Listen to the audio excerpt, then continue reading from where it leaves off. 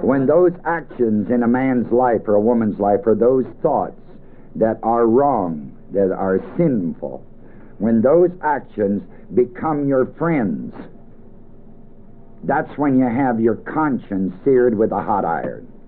And that's what 1 Timothy chapter 4, verse 2 talks about.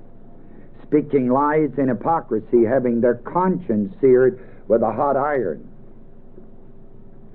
You see, the conscience of a man is nothing more than the habit pattern that you and I have formed through the years. They call it conscience, but it's really a habit pattern because of our previous teaching or the things we have learned and abide by. So your conscience, what they call in the psychological world or religious world conscience, is nothing more but the habit patterns that you have developed. For instance, if you can just leave all your dirty clothes lay around all the time and, drop everything off when you go to bed without hanging it up, and your conscience no longer bothers you on the thing, it's a habit pattern you've built.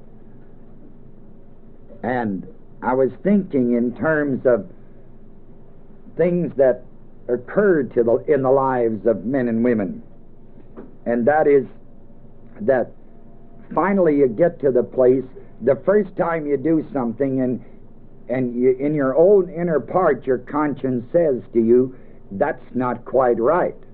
Then you do it a second time and your conscience says, well, that's not quite right, but it's not quite so bad. And then the third time, fourth time, and after X amount of times, which varies according to the individual involved, you finally get to the place that you're no longer even bothered by it. That's what I mean, that your thoughts have become your friends. And that's when you have your conscience seared with a hot iron. And the searing is like the cauterizing of a wound. That's the word searing.